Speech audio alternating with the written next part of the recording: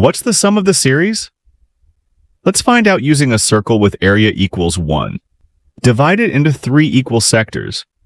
Area of each sector is 1/3 of the area of the circle, or 1/3. Now let's keep the yellow area as it is and divide the second sector into 3 equal parts. Area of each part is 1/3 of this sector, which itself is 1/3 of the area of the circle. So area of each of these sectors is 1/3 squared. Now again, retain the yellow area and divide the next sector into 3 equal sectors, with each having area 1/3 cubed. This process can continue indefinitely. Eventually, the yellow area covers a portion of the original circle total, of which is equal to 1/3 plus 1/3 squared, plus 1/3 cubed, plus 1/3 raised to 4th, and so on, which is, in fact, the sum that we are trying to find.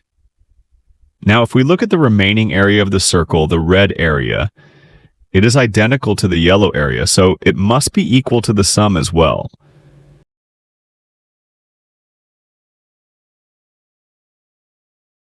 If we add the two areas, we get twice the sum, and it must be equal to the area of the circle in total, that is 1.